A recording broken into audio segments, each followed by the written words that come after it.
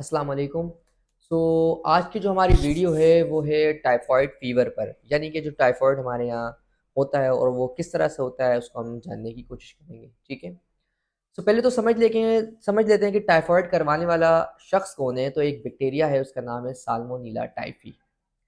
इसकी इकसाम हैं 2 से 3 इकसाम है। इसी का एक और टाइप है साल्मोनेला पैराटाइफी। लेकिन हम जो डिस्कशन करेंगे वो करेंगे किसके ऊपर? साल्मोनेला टाइफी पे। ये एक माइक्रो ऑर्गेनिज्म है, ये बैक्टीरिया है जो क्या करवाता है? टाइफॉइड करवाता है। अभी बैक्टीरिया कहाँ पाया जाता है? ये पाया जाता है आपके फूड के अंदर, बहुत कॉमन है, ठीक है? गंदे पानी में भी पाया जा सकता है, बिल्कुल। और ये हम ही खुद फैलाते हैं, ह्यूमन टू ह्यूमन ही ज़्यादा ये फैलता है। गंदा खाना खाया, वो गंदे पानी में बना हुआ था, गंदे पानी से बनाया गया था, ठीक है? और कच्चा खाना खाने से, जो पका हुआ ना हो ठीक तरीके से, उसके से ये फैल सकता है बॉडी के अंदर, फूड पॉइज़निंग हो जाती है जिससे। तो ये वो सारी चीज़ें हैं जिससे ये फैलता है हमारी जिस्म में, हमारी कम्युनिटी के अंदर टाइफॉइड फैलता है, ठीक है? अब टाइफॉइड किसी शख्स को हो चुका है हमारी बॉडी में, वो आ चुका है, साल्मोनेला टाइफी जो है वो बैक्टीरिया अगर हमारी बॉडी में आ चुका है, तो अब क्या होगा? तो अगेन ये इसकी शुरुआत भी जो होती है वो फ़ीवर से ही होती है, ठीक है? अच्छा, इसके अंदर 3 अलग-अलग हफ्ते हैं, तीनों अलग-अलग हफ्ते के सिम्पटम्स होते हैं। पहले हफ्ते के अंदर क्या होता है? वही जॉइंट पेन होगा आपको, सर दर्द होगा और बॉडी में पेन होगा और इसके अलावा समटाइम फ्लू भी हो जाएगा आपको और फ़ीवर होगा। अच्छा, इसमें जो फ़ीवर होता है वो फ़ीवर किस तरह का होता है? ऐसा फ़ीवर होता है कि उसमें हम इस फ़ीवर को कहते हैं स्टेप लेडर फ़ीवर, ठीक है? अब इस स्टेप लेडर फ़ीवर का मतलब क्या होता है? पहले कम बुखार होगा, फिर ज़्यादा बुखार होगा, फिर ज़्यादा बुखार होगा और फिर बढ़ता जाएगा। मतलब नीचे नहीं आएगा दोबारा, ऊपर ही जाएगा ये बुखार। मैंने आपको पहले बताया था मलेरिया के बारे में। तो मलेरिया और इसके बुखार में फ़र्क क्या होता है? मलेरिया का जो बुखार होता है वो ऊपर जाता है और दोबारा पीछे आ जाता है। यानी कि एक हाई ग्रेड फ़ीवर होगा, लेकिन 1 ही दिन बाद या 2 दिन बाद या 3 दिन बाद उतर जाएगा।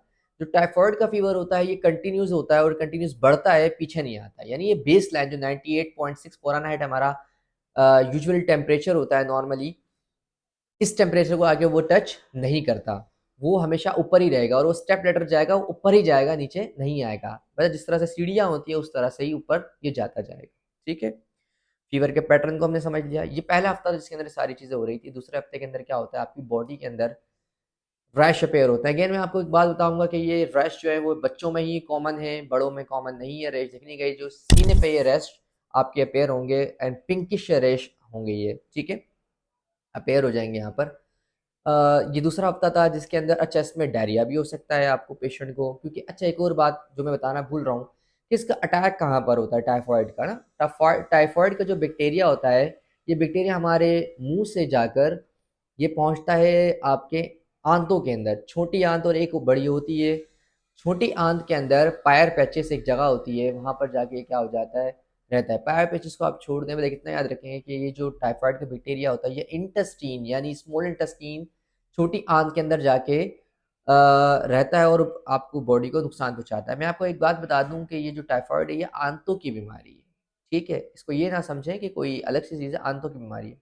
उसके अलावा ये जब आपके आंतों तक सिर्फ महदूद नहीं रहता, ये आंतों से निकलता है और पूरी बॉडी में फैलता है। इसके अलावा ये गॉल ब्लैडर में जा सकता है, गॉल ब्लैडर में देखिए पित्ता के अंदर जा सकता है ये आपके, ये और एंड लेवल जो इसका वो है बोन तक पहुँच जाता है। जब ये बोन तक पहुँच जाता है तो बहुत सीवियर कंडीशन है और बहुत मुश्किल होती है, ऑस्टियोमाइलाइटिस करवा देता है, ये बीमारी है। यानी कि हड्डी के अंदर का इन्फेक्शन, और जब हड्डी तक ये पहुँच जाए जिसको हम अमूमन यहाँ कहते हैं कि यार बुखार जो है वो हड्डियों के अंदर पहुँच गया है, तो वो असल में यही बुखार होता है जो हड्डियों तक पहुँच जाता है, ठीक है? जिसको कहा जाता है कि हड्डी का बुखार है।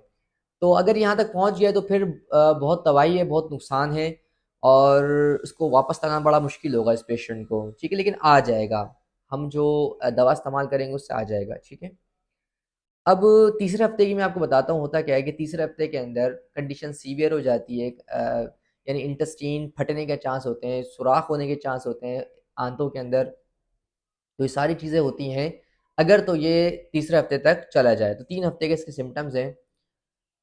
अब बात ये है कि इसको इन्वेस्टिगेशन क्या करें? तो हमारे यहाँ पर जो इन्वेस्टिगेशन होती है वो ब्लड कल्चर होती है। पहले ज़माने में विडॉल टेस्ट हुआ करता था, अब नहीं होता विडॉल टेस्ट, क्योंकि इसकी स्पेसिफिसिटी सही नहीं है और वो फॉल्स पॉजिटिव और फॉल्स नेगेटिव आने के चांस होते हैं, वो आपको नहीं पता। ज़रूरत भी नहीं जानने की, बस इतना याद रखेंगे विड्रॉल टेस्ट अगर कोई करवाता है तो वो ठीक नहीं है, वो पैसे ज़ाया हैं।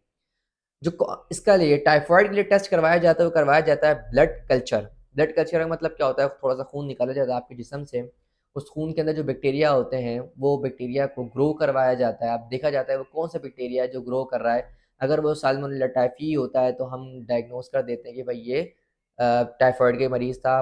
ब्लड कल्चर से आपको ये भी फ़ायदा हो जाता है कि आपको पता लग जाता है, आपको तो नहीं, हर डॉक्टर को पता लग जाता है कि जो बैक्टीरिया है उसके ऊपर कौन सी दवा असर कर रही है। समटाइम एक बैक्टीरिया के लिए जो हमने दवा बनाई होती है वो दवा, वो बैक्टीरिया रेजिस्टेंट हो जाता है, यानी बर्दाश्त कर जाता है और उससे मरता नहीं है। तो कौन किस और दवा से मर सकता है वो आपको लेबोरेटरी वाले ये भी बताते हैं आपको, ठीक है। तो ब्लड कल्चर आपका ये टेस्ट होता है, ये बात याद रखिएगा, ब्लड कल्चर। इसके अलावा ब्लड कल्चर के अलावा जो अगर हड्डियों तक पहुंच चुका है, 3 हफ्ते 4 हफ्ते हो गए इस बीमारी को, हड्डियों तक पहुंच गया है, तो हम कहते हैं इसका बोन मेरो कल्चर होता है। अभी जो बोन मेरो कल्चर है, ये बोन मेरो कल्चर थोड़ा-सा महँगा भी जो होता है और लेकिन मोस्ट स्पेसिफिक होता है। ब्लड कल्चर से भी ज़्यादा अगर पॉज़िटिव आने के चांस होते हैं तो वो बोन मैरो कल्चर के होते हैं।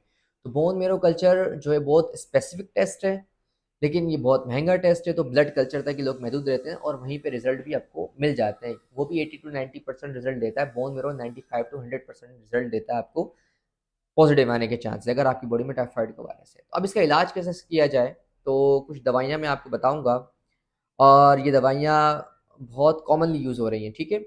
बीमारी कह रहा हूँ, दवाई का नाम है सिप्रोफ्लॉक्सासिन। ये हमारे यहाँ पर नोविडेट और सिप्रोक्सिन और डिफरेंट डिफरेंट नाम से आता है, लेकिन आपको याद रखना है इसका फ़ॉर्मूला क्या है, सिप्रोफ्लॉक्सासिन।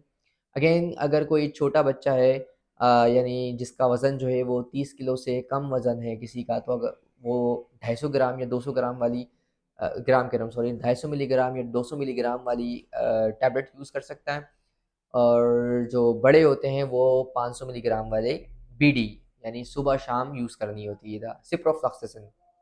और अगर ये सिप्रोफ्लॉक्सासिन जो है ये काम नहीं करती, सपोज करें कि ब्लड कल्चर के अंदर सिप्रोफ्लॉक्सासिन रेजिस्टेंट आया है, सेंसिटिव नहीं आया है, तो ये बात याद रखनी है कि और कोई ड्रग्स हो सकती हैं और वो दूसरी ना जो ड्रग है वो यूज़ होती है सेफ्ट्राइक्सोन। सेफ्ट्राइक्सोन याद रखिएगा, आईवी लगाई जाती है, आईवी खून के ज़रिए ही ये दवा आपकी बॉडी में जा सकती है क्योंकि इसकी टैबलेट नहीं आती सेफ्ट्राइक्सोन। और ये भी आपको जो है 2 ग्राम ओडी भी यूज़ किया जाता है। 2 ग्राम ओडी का मतलब होता है कि 2 ग्राम पूरे दिन में एक बार इस्तेमाल कर सकते हैं आप, या 1 ग्राम सुबह लगवाएँ ड्रिप और 1 ग्राम शाम में लगवाएँ ड्रिप, ठीक है? सेफ्ट्राइक्सोन। और अगर सपोज़ करते हैं कि ये भी रेज़िस्टेंट आ गई है, तो इसके बाद आखिरी ऑप्शन हमारे पास क्या है, एज़िथ्रोमाइसिन का होता है, क्योंकि टैब फॉर्म में मौजूद है और इसकी आईवी फॉर्म भी आती है, ठीक है? तो एज़िथ्रोमाइसिन के रेज़िस्टेंट केसेज़ बहुत कम हैं और बहुत इफ़ेक्टिव है, अभी तक की सबसे अच्छी ड्रग है ये एज़िथ्रोमाइसिन। और सपोज़ करते हैं कि अगर 1-2 केसेज़ मैंने भी देखे हैं कि एज़िथ्रोमाइसिन से भी रेज़िस्टेंट है बैक्टीरिया साल्मोनेला टाइफी, ठीक है? तो उसके लिए हम इस्तेमाल करते हैं मेरोपेनिम, ठीक है? मेरोपेनिम एक अच्छी इफ़ेक्टिव ड्रग है और मेरोपेनिम जो है वो टीडीएस चलती है सुबह, दोपहर, शाम और इसकी डोज़िंग वगैरह जो है वो डॉक्टर आपको खुद से कर देंगे, ठीक है? तो सुबह, दोपहर, शाम 3 टाइम वो लगाई जाती है मेरोपेनिम। मेरोपेनिम इज़ द एंड, अभी तक इससे अच्छी कोई ड्रग नहीं आई है इसके लिए, टाइफाइड के लिए, ठीक है? और हमारा जो टाइफाइड का टॉपिक था वो यहीं पर क्या होता है, ख़त्म होता है। अगर और भी कोई इन्फॉर्मेशन चाहिए टाइफाइड के हवाले से तो you can ask in comment section as well. Thank you so much. अल्लाह हाफ़िज़।